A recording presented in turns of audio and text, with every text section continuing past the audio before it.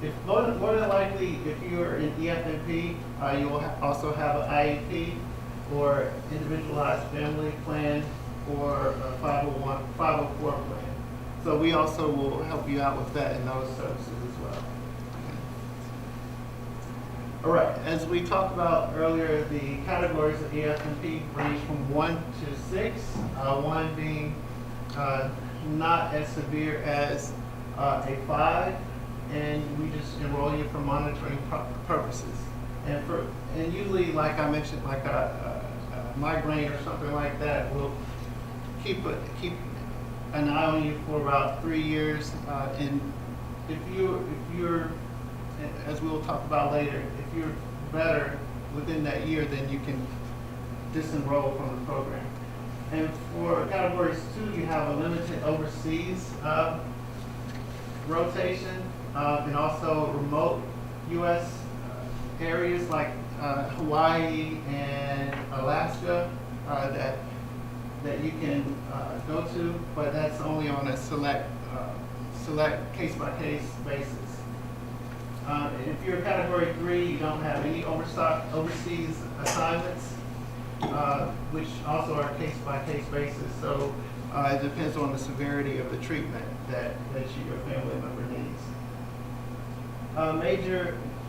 Major medical areas within the U.S., that would be one.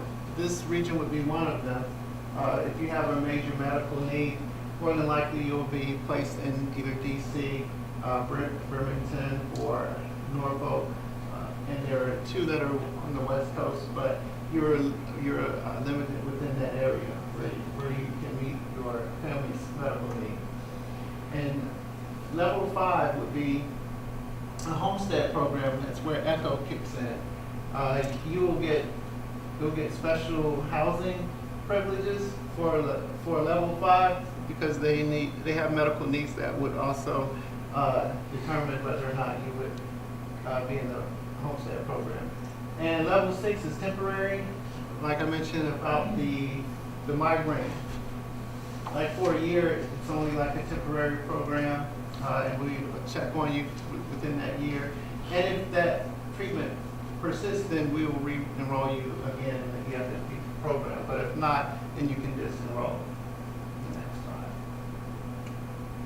So this enrollment, that, as we mentioned, requires submission of the DD 2792. So it's just like enrolling. So if your treatment is less severe, or if you no longer meet the treatment that you once had, you're automatically disenrolled in the program. And these are 3 other cases that you will disenroll in the program. If you divorce, there's a death of the EFM, or if your custody changes within the EFMP program. So you're no longer under DEER, so the EFM is no longer a dependent, so they are not in the program. All right, some of the resources for EFMP. As a EFMP liaison, we provide information, referral, system navigation to the special needs family. So I'm like the front line person. If you need anything while you're enrolled in the program, then I will communicate those resources or the needs to whichever facility you need to communicate with.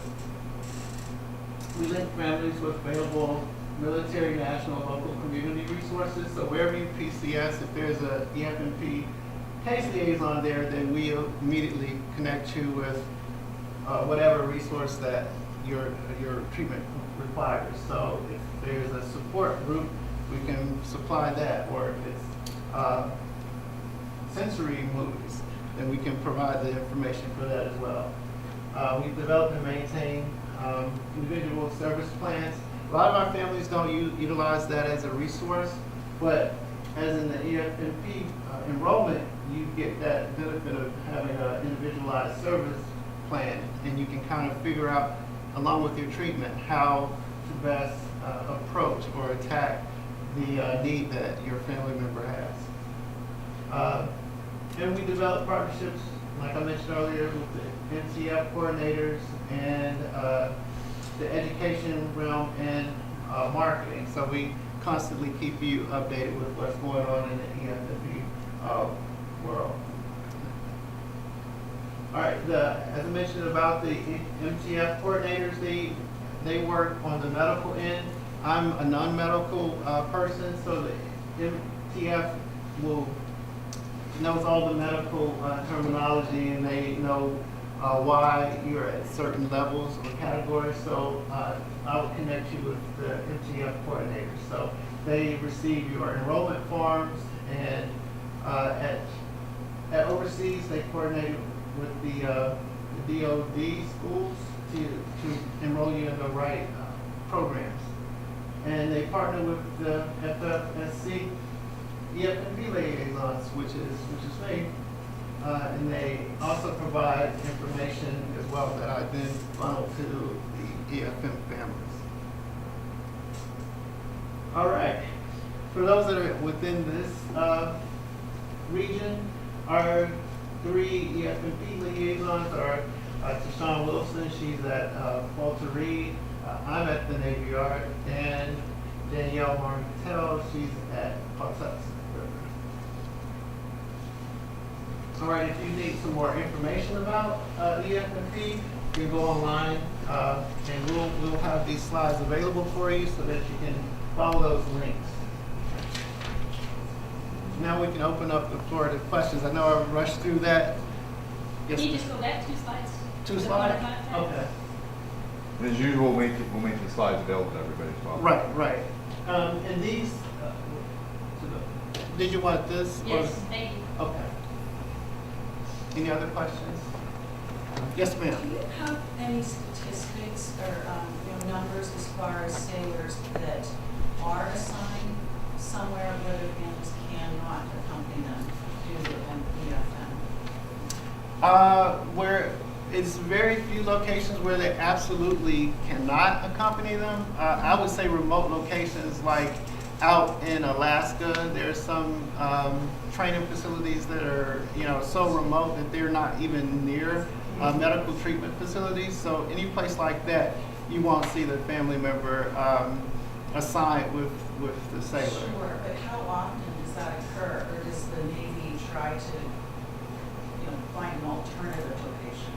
Yes, first and foremost, even though the needs of the Navy is priority, we want to keep the family together. So the EFMP is actually created to keep Navy families together. So if there is an alternative that we could find for them, then we collaborate with the Central Screening Committee, the MTF, and they find an alternative location. So the occurrence of that happening is pretty low. I don't want to speculate, but in my what I've seen, it's very, very rare that actually happens. Yeah. Could I talk to your question a little bit? As you can tell, there's a lot to know about this. Yeah. And Dwayne knows the system, and he can help. I was thinking about this from your standpoint, Ombudsman's standpoint, as I was listening to him. And how can you translate this into helpful information for families? And when it talks about mandatory and the different myths, one of the things that might be helpful to you when you're talking to families is this is about helping people make informed decisions. The idea is that if there's an assumption that a service member is committed to taking care of his or her family, and they're also trying to pursue a career, this is all about helping them make informed decisions of where can I go that is good for my career, but also allows me to make the right resources available to my family. So I think when it gets to those myths and that mandatory thing, I think a good point of entry for you in talking to families that might be a little reluctant to this, or you might have a family where the service member is kind of thinking career and the spouse is thinking we need to make sure we take care of this child, for example. That angle that this is about informed decisions, presenting options and things like that, where you can probably find something that meets all the needs might be a good angle. Does that fit some of your Absolutely. I would say too that another benefit of being the role of the ombudsman is a lot of times if a family member is already enrolled in EFMP and they're sent to another location, they may not, they may be new enrollees and may not know everything about what benefits are made to them, or even know where the office is. So it's useful to have this information, because if you have a family with the special needs, you can point them to EFMP, because it's not always, the families aren't always knowledgeable about the program in itself, because like you've seen, it's a lot of stuff. So they may just know that they're in EFMP and not know what that means. So keep that in mind when you are interacting with families. And if there's a special need that comes in discussion, then your antenna should go up and can funnel them my way. That's kind of what I wanted to follow on to. You know, as with our sailors, we have a very rigorous sponsor process. You know, we assign. You know, we find out somebody's coming to us. We assign a sponsor. That sponsor calls that sailor and asks them a whole bunch of questions. Well, we hope to find out if there's an EFMP, but that oftentimes may not come through. But that sailor's spouse might call the ombudsman and say, "Oh yeah, I've got a kid in a wheelchair, and we have, you know, a van that has special, you know, special capabilities."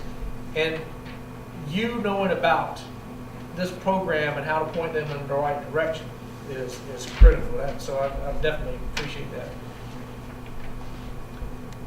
Great job.